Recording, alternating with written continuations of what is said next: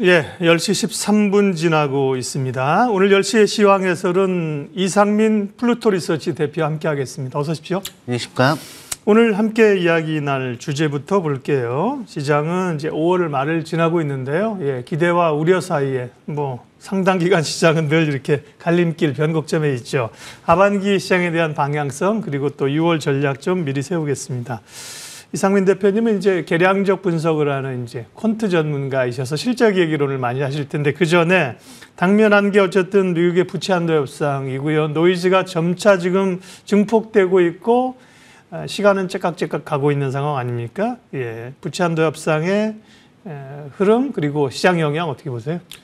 일단은 대부분 투자자분들께서 이제 타결이 될 거라고 생각을 하시고 네. 막판에 타결이 되는 거는 저도 이제 크게 다르지 않게 생각을 하고 있는데 문제는 2011년과의 비교를 해볼 필요가 있습니다. 2011년에 S&P가 이제 미국 신용등급 강등이라는 초유의 사태를 한번 일으키고 주가가 지수가 한 20% 정도 빠졌지 않습니까? 그런데 문제가 그 당시에 부채 한도 협상이 타결이 안 돼서 그렇게 지수가 빠진 게 아니었다는 겁니다. 그 당시에 빠졌던 이유는 오바마 케어 관련해 가지고 지출이 충분히 삭감이 되지 않았다는 이유로 이제 S&P가 신용등급을 강등을 시켰거든요. 즉 이번에도 이제 공화당이 이제 지출을 삭감을 해야 한다라는 주장을 하고 대표적으로 학자금 대출 탕감 같은 것들을 이제 꺼내들고 있는데 이런 것들이 얼마나 예산이 제대로 삭감이 되냐에 따라서 이제 좀 변동성이 더 확대가 될 수 있을 거고요. 두 번째로는 이제 공화당 측의 세력을 좀 볼 필요가 있는데 2011년에 오바마에 반대했던 게 이제 티파티라는 이제 집단들입니다. 공화당 내에 이제 뭐라 그럴까요? 그룹이죠, 그죠? 극성 우파 그룹이라고 보시면 될 것 같은데 티파티에서 이제 분화가 돼서 나온 것들이 지금 프리덤 코커스라고 하는 지금 현재 공화당의 집단인데 이쪽이 이제 예전에 비해 2011년에 비해서 인원수도 많아지고 영향력도 더 강해졌습니다. 강경파라면서요, 거기가? 예, 맞습니다.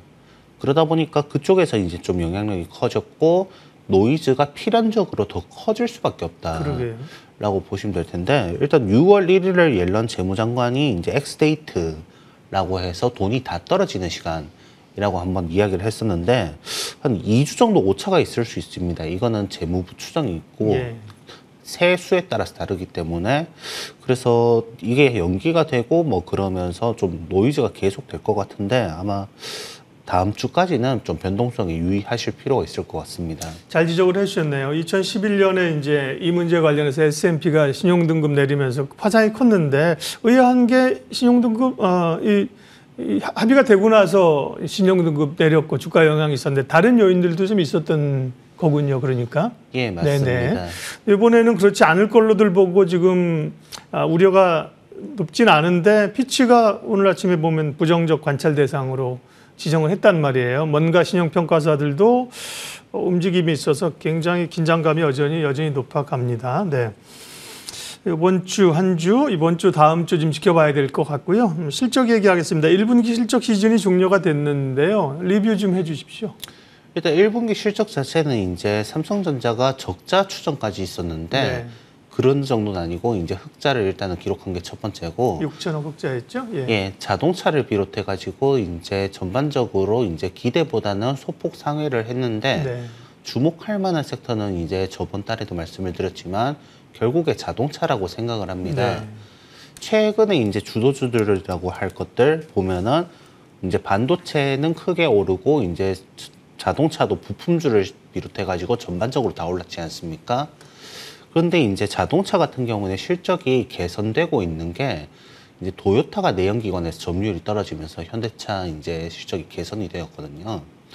전자 같은 경우에는 이제 슬슬 이제 AI니 뭐니 이제 바닥을 슬슬 잡지 않을까 실적 기대감이 먼저 선반영이 된 느낌이 있고 그러다 보니까 이제 제가 저번 달에 이제 그 아저씨도 놓친 주도주로 이제 자동차를 한번 언급을 드린 적이 있지 않습니까? 자동차 위주로 이제 좀 보시는 게 이제 일단은 유효한 접근이다. 그리고 전자는 만약에 오늘 이제 엔비디아가 이제 실적이 이제 호조 보이면서 시간으로 25% 오르고 했었는데 2010년대에 전차라는 단어 유행했지 않습니까? 그렇죠. 전차장이 한 번 더 올 수도 있다라는 기대를 좀 해볼 수 있을 것 같습니다. 당연히 매크로가 안 좋더라도 이들 대형주가 버티면 코스피는 최소 박스권은 갈 것 같다라는 생각은 좀 하고 있습니다. 이제 시장의 관심은 반도체 쪽에 많이 쏠려 있습니다. 오늘 있었던 엔비디아 실적 전에도 그랬는데 엔비디아가 더 그랬던 거고요. 그 근거에는 또 이제 인공지능 이런 게 있습니다만 자동차를 계속 주목해 봐야 된다 말씀하셨고, 그러면 이제 2분기 실적에 대한 쪽으로 시자자들의 시각은 이미 옮겨갔단 말이에요. 실적 관련해서는 2분기에는 또 어떤 섹터가 좋을까 말씀하시면 뭐 자동차는 여전히 좋을 것 같습니다. 포함해서 2분기에 실적이 호조를 보일 수 있는 섹터나 기업 좀 알려주세요. 첫 번째로 이제 뭐 자동차 이야기는 뭐 몇 번 했으니 네. 엔터라든가 이제 네. 그런 기업들에 이제 좀 주목을 하실 필요가 있는 게 네. 최근에 주가들 보면 이제 JYP라든가 하이브라든가 하다못해 YG라든가 대체적으로 엔터 기업들이 대체로 좋았습니다. 이들 기업들 특징은 수출 환경이 그렇게 부정적이라 하더라도 결국에 엔터 산업 자체가 컨텐츠지 않습니까? 그러다 보니 좀 매크로가 부정적이라도 이제 개별 기업의 이슈로 이제 갈 수 있다는 거. 그리고 신인 아이돌이 나오면은 그게 이제 신차 사이클 비슷하죠. 새로운 아이돌이 나오는 게. 그런 점에서 이제 매크로 이겨내고 갈 수 있다는 건데, 재밌는 게 JYP도 2018년에 한 4,000원 정도에서 한 3만 원 정도 리레이팅이 됐었는데, 그 시점도 2018년입니다. 그때는 이제 미중 무역 분쟁으로 이제 매크로가 그리 좋지 않았던 상황이고요. 즉 어떻게 보면은 그때 투자자들의 경험으로 인해서 매크로가 어렵다 보니까 그거를 충분히 극복할 수 있지 않겠느냐라는 기대가 좀 있는 것 같습니다. 네.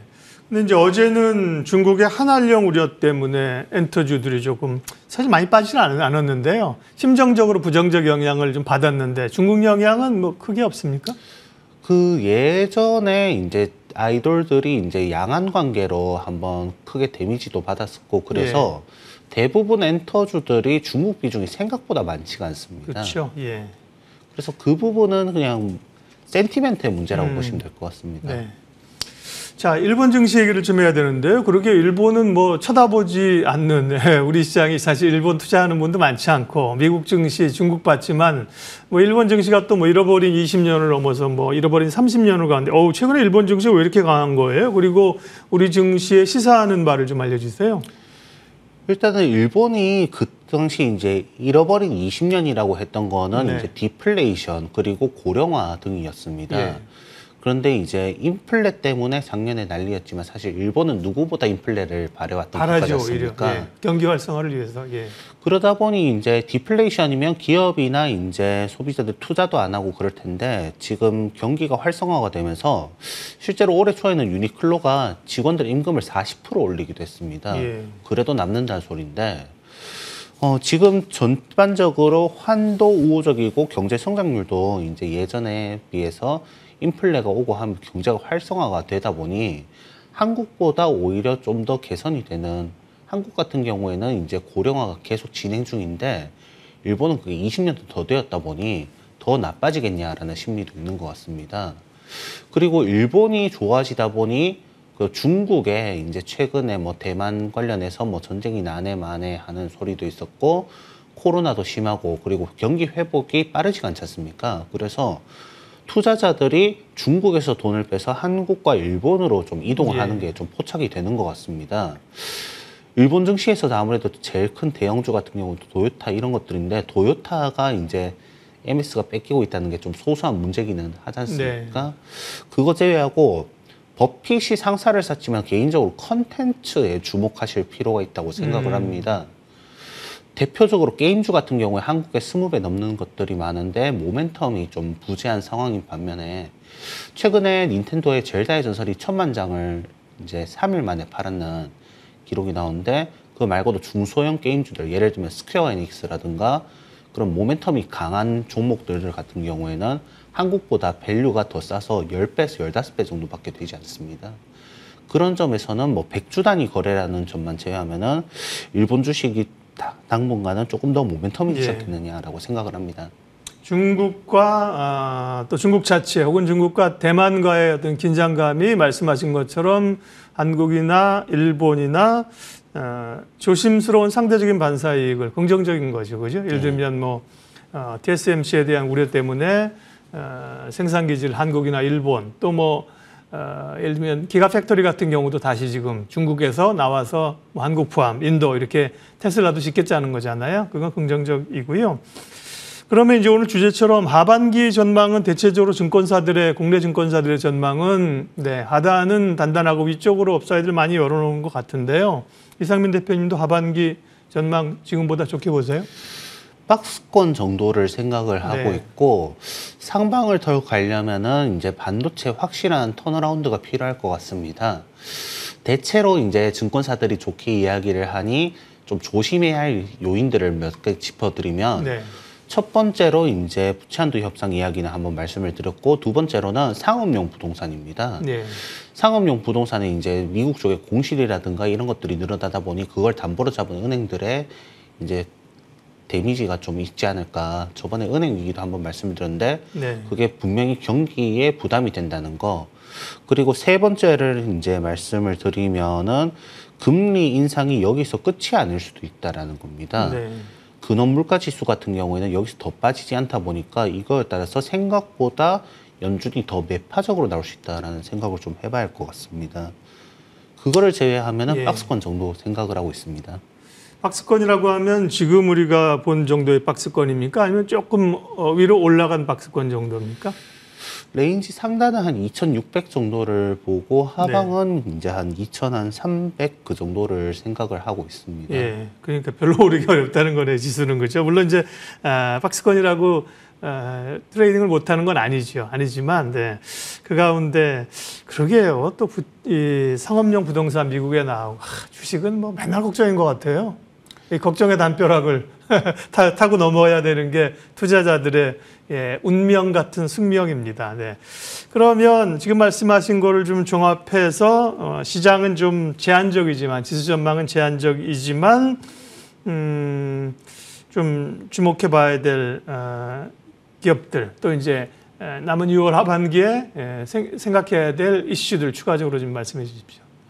일단 기본적으로 대형주들을 이제 가지고 과대에 말씀드렸던 대로 삼성전자, 하이닉스부터 시작을 해가지고 이제 현대차, 기아차, 그다음에 부품주들도 일부 좀 보실만하다는 게 첫 번째 생각이고 두 번째로 이제 언급드렸듯이 엔터도 그렇지만 방산도 여전히 주목을 할 만하다라는 게 두 번째. 그리고 세 번째로 손해보험들을 여전히 좀 주목을 해야 한다고 생각을 합니다. 네. 결국에 보험이 이제 금리가 올라가면 수혜를 받는 이제 대표적인 종목들인데 예전엔 제로금리다 보니까 워낙에 고생을 했던 기업들이고 이제 올해부터 IFRS 17이 시행이 되면서 예전과 같이 좀 고무줄 회계라든가 그런 이슈들은 없어졌다 보니까 그런 것들도 좀 리레이팅을 받을 만한 사유라고 생각을 합니다. 그래서 뭐 보험주는 이제 대형 손보들은 여전히 좋게 생각을 하고 중소형주 같은 경우에는 좀 신용 높은 종목들을 좀 조심할 필요가 있습니다. 이번에 금감원에서 이제 뉴스 보면은 CFD는 그동안 신용 잔고에 포함이 안 됐었는데 이제 그걸 포함할 수도 있다라는 기사가 한번 나온 적이 있습니다. 그렇게 되면은 좀 신용 잔고가 높은 종목들은 좀 조심할 필요가 있다. 특히 중소형주. 그렇게 생각을 하고 있습니다. 마지막으로 수급 관련된 질문 하나만 더 드리겠습니다. 외국인들이 뭐 전부터 사실 삼성전자 같은 경우는 사두르기 시작했습니다. 최근에 이제 반도체 쪽으로 이제 그게 두드려져 나오는 건데요. 외국인들의 매수, 뭐 일부 그 2차 전지도 대형주 사는 것 같고요. 외국인의 수급은 계속 좋을지 궁금하고 만약에 외국인이 좀 수급이 지금처럼 담보된다고 하면 어쨌든 대형주가 움직이니까 지수 레벨 자체가 뭐 많이는 아니더라도 약간 위로도 올라갈 가능성이 높은 거 아닌가요? 예, 그런데 이제 삼성전자 이야기를 아까 제가 처음에 한번 드렸지 않습니까? 전자를 채우기 시작하면 문제가 지금 대부분 기관 투자자들이 언더웨이트고 외국인 투자자도 보시면 이제 생각보다 많이 안 샀습니다. 그렇다는 거는 삼성전자로 다른 종목을 팔고 좀 급속하게 쏠림이 이제 발생할 수 있는데 그렇다면 지수에 비해서 전자만 가고 다른 종목들이 안 가면은 그건 좀 상당히 제한될 수 있는 여지가 있다 보시면 됩니다. 네, 오늘 10시 시황 해설은 플루토 리서치 이상민 대표님과 함께했습니다. 도움 말씀 고맙습니다. 네, 감사합니다.